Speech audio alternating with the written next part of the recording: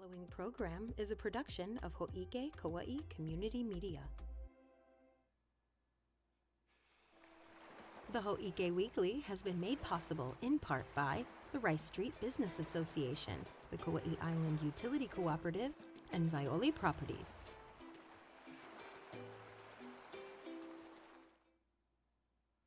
Aloha Kauaʻi! Did you know that Hōʻike is teaming up with the Hawaii Children's Theater? We're going to offer a fun new class this October, Film Production and Performance 1. This course is great for students aged 12 to 18 who want to learn the basics of film production and acting for the screen. If you've already taken acting for film, this class will cover similar topics, but the possibility of more advanced classes down the road will definitely happen. There are only 8 spots available, so it's a small group. During the course, you'll get to explore all kinds of things like adapting your acting skills from stage to screen, working on solo scenes, audition preparation, on-set etiquette, and learning the lingo. You'll also learn what goes on behind the scenes with different roles, and by the end of the workshop, you'll earn a certification as a producer at Hōʻike. You'll also get familiar with the ins and outs of the film industry, and you'll pick up essential skills for screen acting and auditions, as well as gain hands-on experience in performing, shooting, and editing a short scene. We're excited to help young filmmakers and actors dive into the world of film and television production. Speaking of that, let's get back to producing this show. Aloha Kauaʻi, I'm Trisha Allen, and this is the Hōʻike Weekly.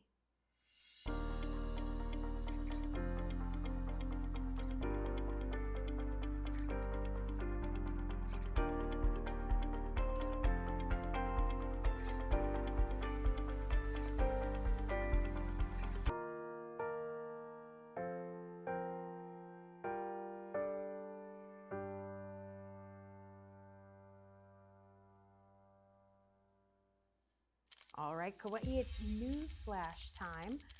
Our island might be small, but there's a lot happening around here, and you have things to do. So let's give you the latest in a short and entertaining way so you can go about your week informed. The search for Dylan Wagner, a 25-year-old man from Kauaʻi who was last seen on August 6th, has come to a tragic end. On Sunday, August 11th, at around 8:15 a.m., a body was discovered in the Lihu Forest Preserve in Wailua. Preliminary reports have identified the deceased as Dylan Wagner. Authorities do not suspect foul play, but an autopsy is pending. County news releases reported that Wagner's disappearance prompted a large-scale search effort involving the Kauaʻi Police Department, Kauaʻi Search and Rescue, and the Division of Conservation and Resources Enforcement. Wagner's vehicle was found parked on Kuamo'o Road near Keahua Arboretum, sparking the intensive search. However, by August 10th, after days of searching, KPD had to suspend the operation due to a lack of new leads. As of August 10th, areas around Kuamo'o Road that were previously closed off for search operations had been reopened to the public. The discovery of Wagner's body brings a somber close to the search, and the community now awaits further details following the autopsy. Firefighters quickly responded to a storage shed fire in Waimea on Sunday afternoon. The fire broke out at a residence on Mima Place shortly after 2 p.m.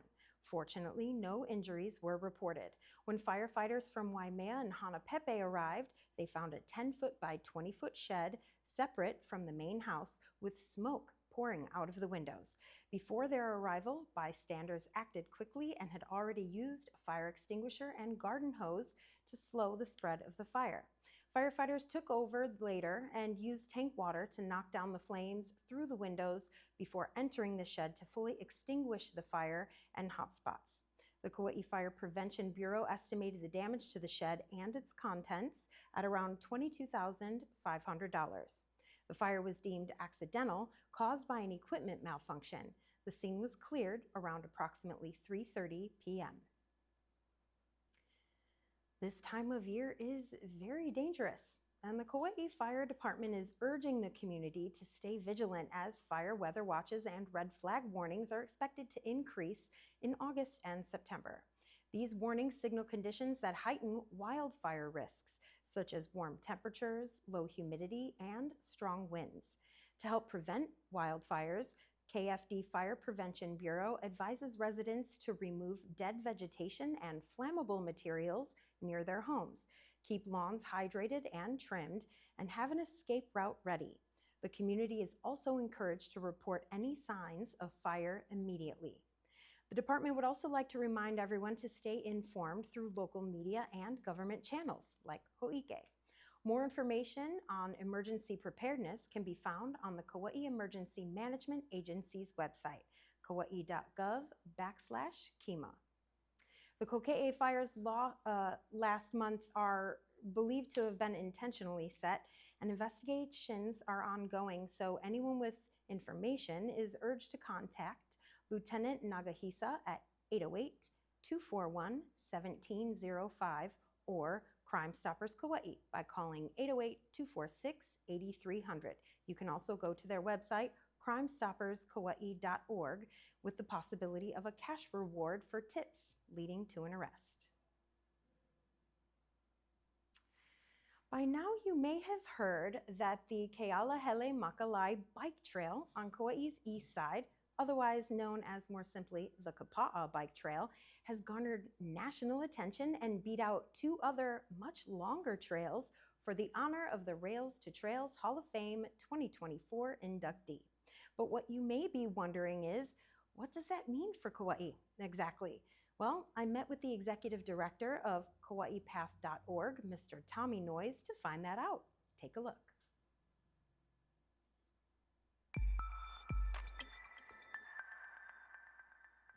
Aloha. My name is Tommy Noyes. I'm the executive director of Kauaʻi Path, which is an educational 501c3 nonprofit working to make our communities more walkable and bikeable. And I'd like to get into the topic of how Kealahele Makalai, the path that goes by the coast, found its way into the Rails to Trails Conservancy's 2024 Hall of Fame. A month ago, we got notice at the county level that the Rails to Trails Conservancy had nominated 3 trail systems, one in San Diego, one in Arizona, the third being here on Kauai, Kealahele Makalai, to be candidates for the 2024 induction to the Rails to Trails Hall of Fame. Voting was cast by community members, and we were the top vote getter. So soon the ceremony will be held, details yet to be determined, on inducting Kealahele Makalai into the Rails to Trails Hall of Fame. Could you tell us a little bit about the beginning of the trail and how it started? In 1994, Kauai was 2 years into the recovery from Hurricane Iniki, and family therapist Tim Bynum recognized that the trauma we'd all gone through during that difficult period could be assuaged by coming together as a community, celebrating our strengths and our commitment to future generations. That was 30 years ago. The way that he brought the community together was here at Lidgate Beach Park, centrally located between Lihui and Kapa'a, the population centers of the island. In this regional park, we built this playground, Kamalani Playground, and the energy devoted by community members was then focused on how can we improve the rest of this 65-acre park. We came up with a plan to improve Lidgate Beach Park for everybody that included building sports fields, campsites, rest pavilions, and a path system. And that path system, 2.5 miles here in Lidgate Park, it became the first phase of a more ambitious project to connect Lihui to Anahola, and that is the Kealahele Makalai corridor, about 16 to 20 miles, depending on what you include, what you exclude, connecting communities all along the coast. One of the key concepts is protecting coastal access for the general population in perpetuity. And that means getting down to the coast to be able to collect limu, to fish, to enjoy the scenery, to recreate, and have fun. So we're about almost halfway complete with building out that coastal corridor. Soon we'll be heading from Lidgate Park down towards Lihui. My sincere hope is that eventually northwards we'll connect past Kalia and up to Anahola, and that will be the complete corridor. The voting demonstrated a real source of pride that people here on Kauaʻi take in building this piece of active transportation infrastructure. The demonstration documented by the Rails to Trails Conservancy certainly helps when we go to government officials asking for release of funds to build out additional facilities on this corridor and in other places around the island, like connecting Poipu to Koʻolau, connecting Waimea to Keikaha, connecting the different parts of Kilauea community. These are all works in progress, so this is going to help establish community desire and commitment to building out these facilities that get people out, enjoying the community. This is a way to build community bonds that has been recognized as a successful means of improving quality of life in our community. And now it's documented in this Hall of Fame honor. And the bike trail is not the only national treasure hiding here on Kauaʻi. We can now claim an Olympic medalist as well. In a high-profile ceremony yesterday, Mayor Derek Kawakami officially proclaimed August 14th as Tatiana Weston-Webb Day, honoring her silver medal achievement in surfing at the 2024 Olympic Summer Games. The proclamation took place in front of a packed crowd at the Mokihena Rotunda. Weston-Webb, who hails from the North Shore of Kauaʻi, competed for Brazil at the 2024 Olympics at Tahiti's Te Ahupo'o surf break. Her resilience and competitive spirit led her to a silver medal finish despite challenging wave conditions. During the ceremony, she shared her gratitude to her family, the community, and the pioneers of surfing who inspired her journey. To view the full proclamation ceremony, visit Hōʻike TV's YouTube page, because you know we caught it. On Monday, Kauaʻi County finalized an agreement with union officials to implement free healthcare premium coverage for county employees in fiscal year 2025. The agreement, involving the Hawaii Firefighters Association and United Public Workers Hawaii, was marked by a small ceremony acknowledging the collaboration between the unions and the county. The initiative, first proposed in March and approved in the fiscal year 2025 budget, allocates over $3 million to cover the full cost of basic healthcare premiums for county employees. This benefit, aimed at easing the financial burden on the county's workforce, will take effect on September 1st, following a special enrollment period in July.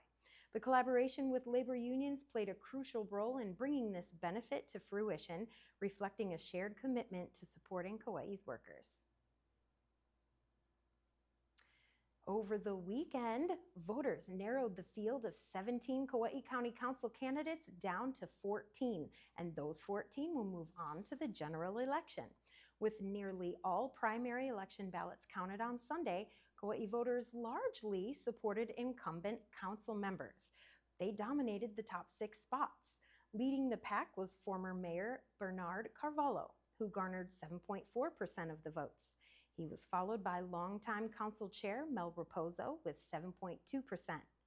Former council member Errol Kaneshiro had 6.7%, and current council member Ross Kagawa 6.3%. Kipukai Kuali'i had 6.3%, Felicia Cowden had 5.7%, and Addison Bulasan had 5.4%. Other candidates advancing to the general election include current council member Billy DaCosta at 4.9%, Fern Holland at 4.7%, Abe Apilado Jr. with 2.1%, Sherry Cummings at 2%, Butch Keahiolalo with 1.9%, Jacqueline Nelson at 1.2%, and Bart Thomas, who also had 1.2%. A seat on the council may serve as a potential stepping stone for those considering a run for mayor in 2026 when Mayor Kawakami's term ends.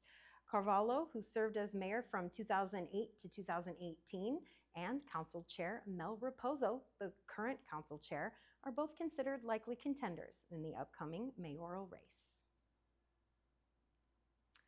There's a new deputy chief in town. Well, sort of. The Kauaʻi Police Department announced this week that Assistant Chief Mark Ozaki, who was born and raised right here on Kauaʻi, will be taking on the role of deputy chief starting October 1st. Although new to the position, Mark Ozaki has been with KPD for 25 years, working in every division and leading programs like the Kauaʻi Police Activities League, KPAL, and the Crisis Intervention Training. On Friday, August 16th, in observance of Statehood Day, the County of Kauaʻi offices will be closed.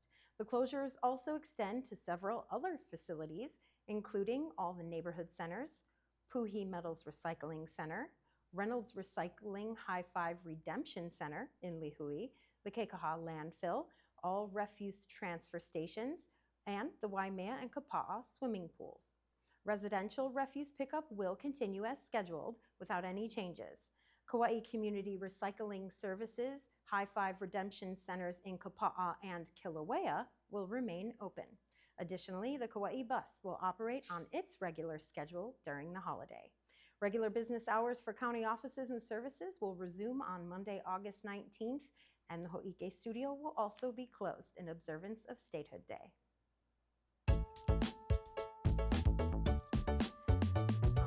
The weekend begins soon. And you know there's never a shortage of things to do around here, so let's take a quick look at what events you can look forward to in the upcoming week. The first annual Koʻolau Limu Festival is going to get underway this Saturday, August 17th at Anahola Beach Park. I was lucky enough to catch the director of the Koʻolau Limu project, Auntie Nalani Kaneakua, while she was getting things ready for the festival. And I even got to sample some of the items that'll be there. One of them was a killer wellness shot and, well, see for yourself. Cheers.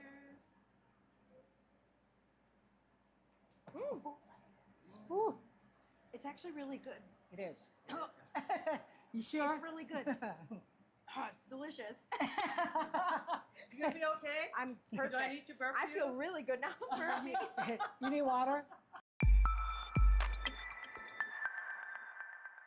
The only limo that everybody knows nowadays is like, I go, you eat limo? And they go, yeah, the one in the poke. And I'm like, As president of the Koʻolau Limu project, Auntie Nalani Kaneakua is gearing up for Kauaʻi's first annual Koʻolau Limu Festival. I tried to get her into the studio for an interview, but as you can see, there is a lot of prepping to be done. So instead, she invited me to tag along while she and Auntie Mako Waialeale made some delicious Limu-enhanced treats. the Koʻolau Limu project, we're celebrating our 10th year, but before Koʻolau Limu project started, there was an Aliumanu Limu restoration started probably about 10 years before that by our dad. And so collectively, we've been doing Limu restoration for over 25 years. So what this is one of the products that we're going to have here. So this is a wellness shot that has Limu Kohu, being it's a Limu festival, yeah? Mm-hmm. So it's Limu Kohu, one of the most popular that ingredient is in this blend of a combination of olena, ginger, we got garlic, onions, vinegar. So it's a very powerful shot. I'll say. So that's going to be offered at the event. She told me all about Limu and the recipes she makes with You it. write it down as you go? No, it's all in my mind. Uh-oh. It's all in my mind. Is there a lot of protein in limu? Oh yes, oh yes. It's a superfood. So you always say fish, limo poi. I mean, you got everything right there. I got limo tattooed all over. And her love of Limu doesn't stop at the kitchen. So Limu Kala is our state limu. Just got designated about 2 years ago. There'll be a group it'll be all about this limu. Limu Kala, Palaha, Vavaiole, Tepiao. Yeah, and I got more room, so Yeah, more limu. tons of room. Everybody knows me as the limu. Not limu lady. Don't ever call me that.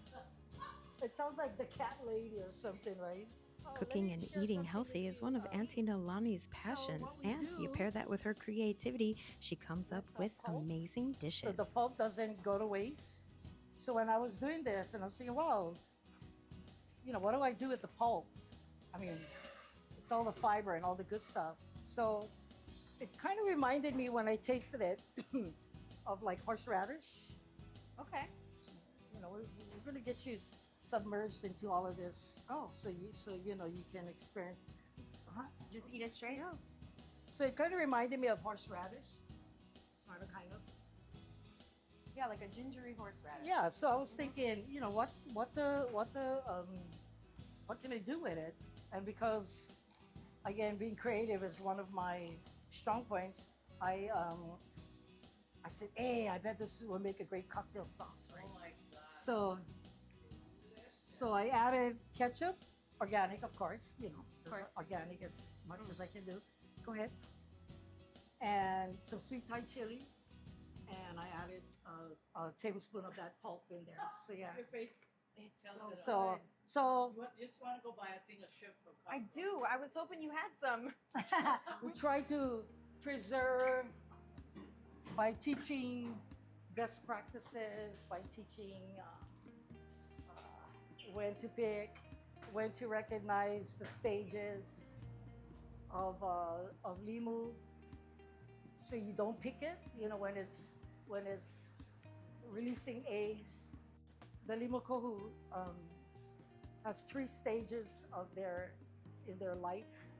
And it could take months, it could take years. We're not even sure exactly, depending on environment, harvesting practices. But they actually have a male and a female in their species, and when they produce eggs. Yeah. And the fronds on the limu will have all these tiny little white little spots, and then again we don't have the exact, because it all depends on the environment. It's raining, it's sunny, the tide is low, they'll get exposed, they'll bleach back. So there's a lot of things that contribute to the repopulation of their own existence. So they those eggs will burst into like pom-poms, and they'll have zillions of little clone-like seaweed of Yeah. that carrier, and they'll float away and get attached, and Oh. in most cases they'll fall right down on the substrate that their parent is growing on, and they'll grow from there. Wow. So what time does the event start? It starts at 10 a.m. It's at the Anahola Beach Park. So 4 p.m. Over 30 plus groups will be there that our attendees can engage with. There's gonna be a lot of fun stuff for the kids. Face painting, we got stamping for seaweed bags that they can take home and, eventually collect limu when they're out and about at the beach. Non-stop entertainment, dancing, Tahitian, hula, food vendors, the Mikale Make a Difference. And then we're gonna have an outplanting about 3:30, just towards the end. Yeah. The first annual Koʻolau Limu Festival this Saturday, August 17th at Anahola Beach Park from 10 a.m. till 4 p.m. Still thinking about that shot. KSA Gallery at Kukui Grove Center is hosting the Garden Isle Quilters quilt exhibit from August 16th to the 24th. The exhibit will be open daily from 10 a.m. till 5 p.m. with the artist reception taking place on opening day, Friday, August 16th from 5 p.m. to 7 p.m. The event promises a diverse display from everyday to fine art quilts. And more information on the event can be found at gardenislequilters.com. The Kauaʻi Island Craft Fair is set to take place Saturday, August 17th from 8 a.m. till 2 p.m. at Koʻolau Neighborhood Center in Lihui. The fair will showcase the essence of Kauaʻi's craftsmanship, connecting visitors and locals with the vibrant artistic spirit of the community. Skilled Kauaʻi artisans will be showcasing their locally handmade items, each with its own unique story. The indoor fair provides a comfortable setting featuring friendly vendors who are dedicated to their craft. Another craft fair opportunity is happening this Sunday on the south side in Poipu. The Beach House will have over 40 vendors offering quality handcrafted items, so it looks like the crafty part of the weekend is well taken care of. Some educational events are also beginning this weekend. Malama Kauaʻi is offering 2 upcoming workshops designed for Native Hawaiian farmers, ranchers, and food producers. These sessions will cover topics like grant opportunities, funding programs, and launching new value-added products. Attendees can expect to learn about cost share programs, loan and reimbursement options, and expanding agroforestry grants. The workshops are part of the Hui Hanai Ai Ag Grants program, with additional sessions scheduled for August 17th at Omau Ranch and August 24th at Hokua Lele Farm. For more information, call 808-828-0685, extension 11. Next week, the Salvation Army Adult Rehabilitation Center will be at the Kauaʻi Resource Center on Friday, August 23rd from 8 a.m. until 3 p.m., located at 3460 Ahukini Road in Lihui. We're telling you about it now so that you have time, because it's a great opportunity for residents, businesses, and organizations to drop off unwanted items for reuse. You can bring in clothing, even if it's torn or stained, small furniture, children's toys, books, and shoes. Please don't bring e-waste, chemicals, appliances, or broken items. Those can't be accepted. But for everybody's safety and to make the process sooner, the Salvation Army asks that you remain in your vehicle while you're on site. That means you can relax while they take care of the unloading for you. This week's stunning photo, captured by local photographer Kristen Chong, beautifully showcases the natural beauty of Kauaʻi. Kristen's eye for detail and love for the island shines through in this vibrant shot, making it a perfect choice for our photo of the week. To see more of Kristen's work, visit swellkauaiphoto.com. And if you've got an amazing photo for us, let's show it off on next week's show. Go to hōʻike.org and scroll down to submit your photo. And remember, they have to be taken in landscape, not portrait. All right, Kauaʻi, that's all the Hōʻike we have for you today. I'm Trisha Allen, wishing you love and aloha. And a 3-day weekend if you're a county worker.